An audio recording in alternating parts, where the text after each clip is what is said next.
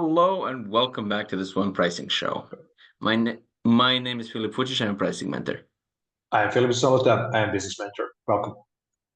Uh, so coming back from the summer, we were talking about price insecurity, or the very clear indication that you're thinking about the price on the spot while the client is waiting after they said how much.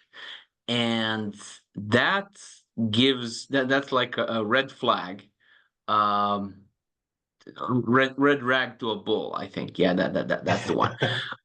For the client to say, oh ho ho, there's there's obviously a lot of space of arranging things here, right? And then if they sniff out that you're not entirely secure on what price you should give them, then they will try to make use of that, right? Um, and I've read the other day, it's a meme, but it says stupid people charge more because they don't not smart enough to doubt themselves, you know. Uh, so when you see yourself as a member of the overthinker club, it's always, is this fair? Is this, am I doing too much? Am I fussing too much? Am I but this is what you said in the pre-show. This is why you need to figure this out before facing the client. So once the client asks you something, you can actually say, yes, so this is it. And of course people say, well, I do custom stuff, I can't know. To which there's two right answers. So if you're afraid that you can't do it on the fly, and for some things you can, there's other productization, to which I think you should speak more about in a minute. And the other one is to say, okay, so are you looking for like the premium package or the normal package or the bare bones package? Okay, bare bones package. Well, that's going to be around $3,000 plus minus 30%, depending on the specifics. If we can talk about that, I'll come back to you with a detailed offer. And then you go and talk about something else. You talk about results, you talk about guarantees, you talk about value. And then you go back and do this in peace and then present it afterwards, right? So there is usually no need for you to perform something like a calculation in front of a client. Nobody expects you to do that if you do custom stuff. And yeah, if you don't want that hassle, or there's a need of immediately making an offer, then you productize, right? So please do explain something about productization and how it affects the price, and then I'll give an example from my own practice. Sure, I'll be touching to the productization in a moment. Just wanted to mention what we also mentioned in the pre-show, the fake insecurity. If people are in the negotiation, in conversation about the pricing, the scope, and everything, the moment you're calculating in front of them, they see as the disadvantage and you not being prepared, or you being insecure about your price, which is not true. You came unprepared in terms of scope control and price control. And that is exactly what service productization is tackling, weekend handling, managing. And that is, it's not about fancy tables with some explainer and the price tag. It's about having the scope control within the set of the activities. And you definitely, as the expert, have the previous experience in respectable niches, in respectable type size of the companies you were delivering that specific solution, so you can easily compare. And by having service productized, you can control the conversation. And also the thing you mentioned previously, if you are already not necessarily forced, but in specific case and scenario where you need to give some of the outline and information, cool. Let's organize the paid consultative session.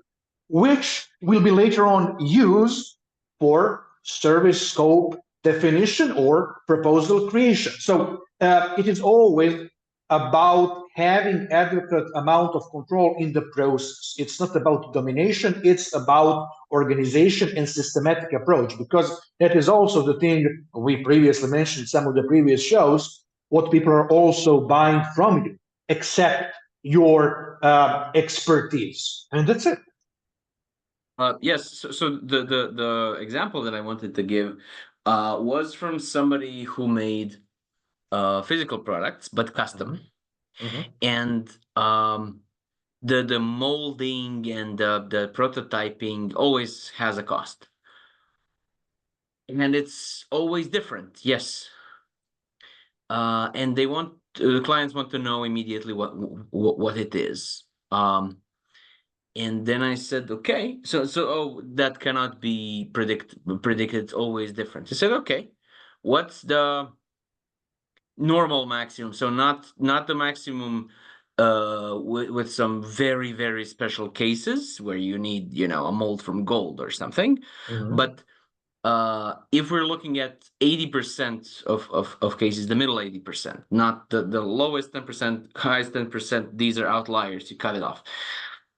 In the normal 80%, what's the highest that it can be? And she said $200. Said, okay, you can say, I cannot say for sure.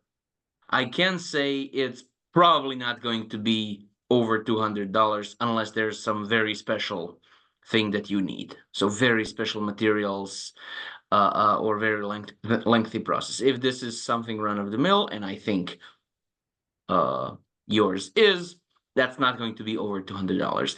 And if it turns out to be $67.40, the client is going to be very happy with this. And this is usually it. So she doesn't know if it's going to be 67 or 110 or possibly 54. And in her engineering mind, she goes, this is completely uncertain. Yeah, but if it's under $200, then it's under $200. And most clients in this industry will be like, fine. Yeah. Whatever. Right? A $30 difference is not going to make or break their decision. It's just exactly not. So I'm not saying it's an insignificant amount of money. I'm just saying it's not the kind of money that changes decisions, right? So even if you can partially box something and only limit it on that side which bothers the client. So if it was, possibly up to 6,000, well, that would be a problem. But up to 200, okay, whatever. Right? So even partially. Yeah. I've usually when we talk about stuff on this show, we want to show the swan duck difference, right? The difference between how this goes. So in commoditized markets and in expertise-based services market. And I think the problem, the reason that there is no such big problem with price insecurity and why clients leap at it so much is because in the commoditized world, when you're selling something, there's very, very strong guidelines on what can this even cost, so you have very big percentage of cost within that price, direct cost. So if you're selling canned tuna, tuna meat has a standard price, and tin has a standard price, and olive oil has a standard price, and salt, and that's about it. And yes, of course, you're going to get some margin on it, but it's not going to be 600%,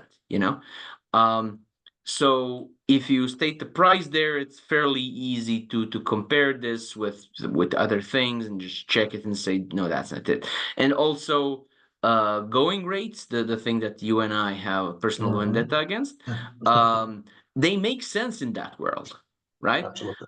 Because everybody knows what it can of tuna is and what it should and shouldn't contain. It's simply not true when it comes to SWAN type services, to expertise services, right? It's not a 0 or a 1. So I either got my fish or I didn't, right? Um, but if you provide me with um, one logo, have you branded me or not? Have you done the branding process or not? Well, probably not, but in some cases that's all you need. And everything in between, right? If somebody programs for you for 16 hours, did you get did you get programmed? Has your product been programmed? Maybe it's not even scratching the surface. Maybe it's already done and tested. Who knows? Um, so how much for an app? Give me 3 kilograms of the of the app. That's it. Thank you. Yes, how much is an app? So the American says how long it's a how long is a piece of string problem, right? Depends on the string. Um, but then what we get very often as a symptom of this is like over explaining. Yeah. And then we usually bewilder the client because they feel like they should know what we're talking about and they don't. And then they ask questions, and then we start using inappropriately technical terms, and then it just all falls apart because they can understand less and less of what we're talking, which means they see less and less value in what we're going to bring them. And this is where it falls apart, right? Sorry for the interruption. Just wanted No, to please. share one nitty-gritty detail in terms of negotiation. Happens a bunch of times, especially what is going through with the less experienced business owners and the experts. When they are presenting the price to the respectable audience, to the potential client, then the client just gives a long pause. And then they start to explain. No, just ask them, okay, do you need some additional maybe explanation or similar? It's very it's a little bit sneaky and easy tactics to push you towards on their windmill. So just one thing which came to my mind, so I just wanted to share it with the audience. The so-called tactical long pause. It's a favorite thing done by managers. Yeah. It's taught in management school. Yeah. If you let somebody talk, they will give you enough rope to hang them by, um so yes, it's completely fine to match the silence, which once you said. So I think we already mentioned this a long time ago in an episode on negotiating, when Yeah. you basically explain all you want before you say the price, and then you say the price, and then even if they keep quiet, you keep quiet. You don't explain after saying it, and if it's too long, then you say, so what do you say about this? And now it's clear that it's their turn to talk, Yeah. um but yes, I mean, there could be good reasons for being insecure in your price, right? um we could have financial pressure leading to fear of losing the client. I Yeah. need this client. Maybe you Yeah. do, but if you show them that, you're gonna need two. um then of course the joke that we said at the beginning, the imposter syndrome, right? um because you don't have the backing of a very secure, this is how much this cost, then the imposter syndrome has much more, leeway Yeah. to put its little teeth into you, and saying, well, yes, well, this was easy, like that has to do with anything. this was easy. You didn't spend much time on this. You did this a million times. Why should you charge for something that didn't take much resources? Like the client cares how many resources you spent. They really don't, right? And this is, I think this is the biggest difference to the dark market, the lack of market information or pricing history. And especially when people flounder from client to client. If somebody doesn't push back, then they charge more. If they do push back, they charge less. And now they're even then, even you yourself, you're not sure. Okay, I managed to price this like that twice, but maybe I was lucky, and all of the thinking which should have been done earlier, right? Exactly. I think we talked about the presumed power imbalance, which doesn't have to manifest itself in reality. So the client has more resources, more buildings, more cars, more people, more computers, doesn't really matter. And somehow that means that they have higher bargaining power, which no. No, no. Most of the time it's not true, right? Most of the time it's Yeah. not true. And of course, you mentioned the difficulty quantifying or explaining value, right? But it's important to realize why we're dedicating a whole episode on something as seemingly simple as don't look insecure. Um, it's simply that the level of confidence that you present, embody while you say your price is I don't know if it's your experience as well, but mine is the level of confidence that you have with saying the price is going to have a larger influence on the price that you actually get and on your profitability than your actual Absolutely. level of confidence. You Absolutely. agree? Yeah. Absolutely. Absolutely. Absolutely. Absolutely. Because in the end, the expertise stands and it's there, but how you communicate that, that is what is also important, because what we also mentioned in the pre-show, people are buying you and your confidence also within the territory where they want to, for you to be engaged and help them in their business. So that is important factor. And if you have, in comparison, person who has strong presentation skill and very vocal and direct about the pricing, being direct and precise, combined with the scope and explanation, compared to somebody who is not so sure, who will you choose? It's pretty much straightforward. No. Um, I know that this what we just said, that it makes some people angry. You know, it shouldn't be this way. Well, I can agree with that. Yeah. But you know, there should be no hungry children in this world, or sick grandmothers. Um, Yeah. there's no reason for it to be, but it is. So Unfortunately, yeah. I had a client who's a social entrepreneur. Um, and they're trying to um, they're trying to make the world a better place. And she said, if the goal is to uh, eventually reduce the meaning of money in people's lives, right? How can we charge some money for something? And I said, if the goal was to get humanity on Mars,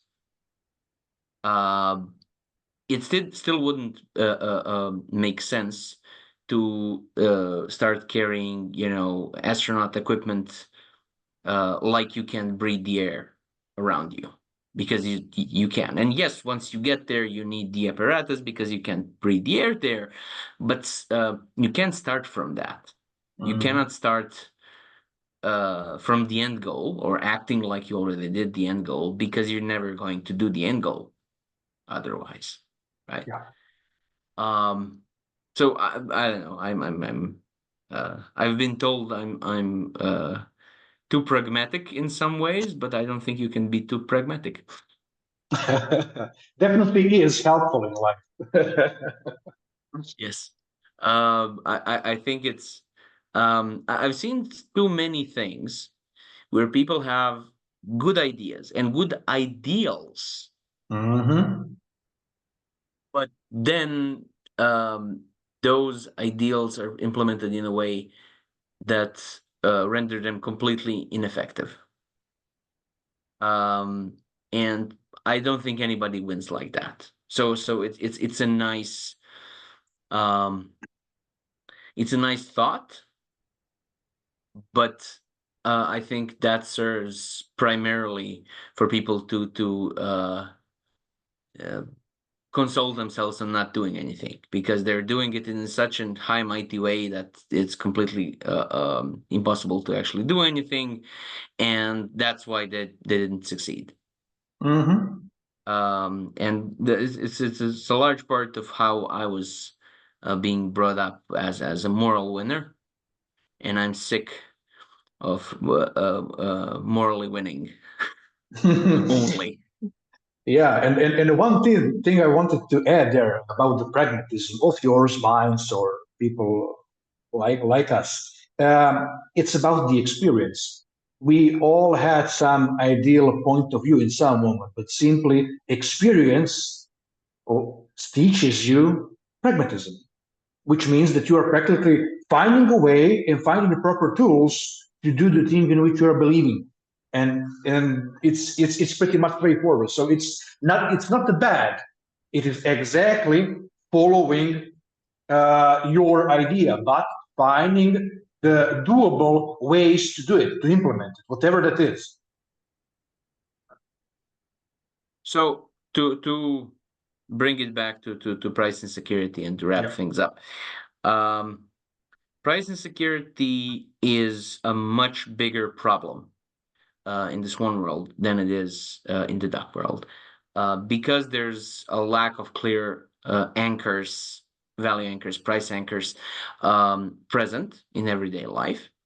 Um, and this is why the clients react to it and basically will try to push you to the wall. And if you don't even know where the wall is, because you're flustered or you're scared or you're simply uncomfortable talking about this, you're going to get robbed. Um, Hmm. I think we already mentioned that some of the skills we talk about are about financial self-defense. Hmm. And just as it's dangerous to appear completely fearful while confronting people that might be dangerous, it's dangerous to uh, feel to appear unsure about what you're going to charge with clients.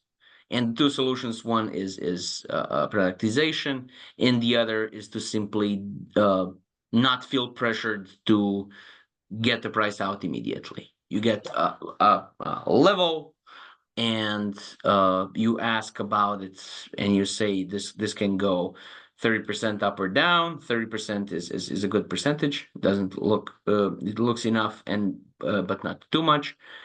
Um, and then you go and think about it and calculate and get back and present the price, right?